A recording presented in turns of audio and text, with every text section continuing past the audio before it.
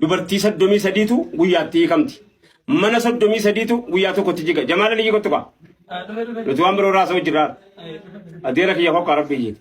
Kottu kamaali maarraqee batu waan silaalchisu hin dubbadhu. Hin dubbattu atu yoo magaalichuma jibbite mal. Magaalaa tiktookiin dhaggeeffadhu.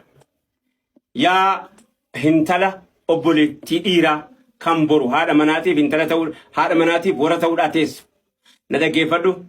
Yaa kan boru ilmoo keetiif haadha ta'uudhaa deemtu.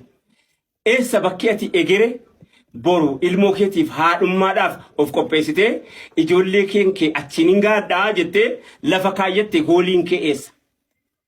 Bakki gooliin kan kee gara fuulduraatti ta'uudhaa deemu eessa? Arra kondishiniin addunyaa keessa jiru akka biyya keenyaatti yoo fudhanne waan biraa ta'ullee nummoo addeebinee al tokko waan hawaasummaa waa'ee jireenyaa bakka itti badaa jirru akka itti tolaa jirru bakka itti immoo fokkisaa jirru bakka itti bareedaa jirru walii haasofna walii dubbanna jara keenya hawaasa keenya kabajamoo ilaan akkan jedhu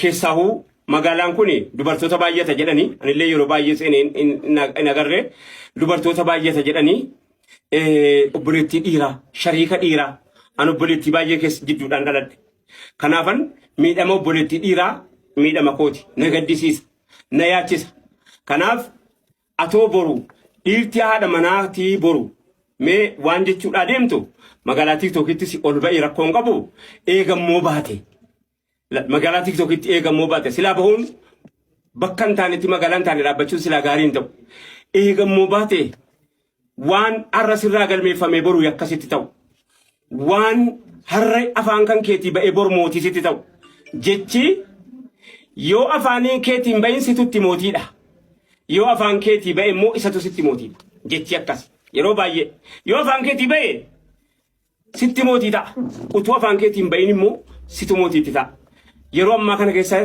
hintalli namaa abbaa manaatii fi haadha manaa gaarii ta'u maaltuyyuu jalaa darkeessee isa jedhamu inni jalqabaa godaansa namni biyya tokkorraa biyya tokkotti godaanu akkaataan rakkinaa akkaataan bal'inaa akkaataan miidhamaa roorrisaan wanna adda addaa biyyaa fuudhee ijoollee keenya kan silaa haadha abaluu jedhamu miidhagdu bareedduu kan silaa namni haadha manummaadhaaf hawwu inni kaan rakkinaaf inni kaan immoo akkeessaadhaaf kaan rakkinaaf ba'e kaan akkeessaa ba'e kanaaf jara keenya yeroo ammaa kana keessa mata duree mawduucni keenya dubartoonni ilmoon durbaa gara fuulduraatti dhiiraaf abbaa manaa ta'uudhaaf qopheessaa jirtu maal malee anis akkuma abaluun ta'a jettee biyya alaa deemuutti haajomti isumaayyuu moo deemtee immoo akkas nuti haasa'aa baane hunda isaa taati akkas ilaa ta'amuu hin qabne taati kanaaf yeroo ammaa kana keessa biyyoonni arabaa faan keenya nagaa jirra.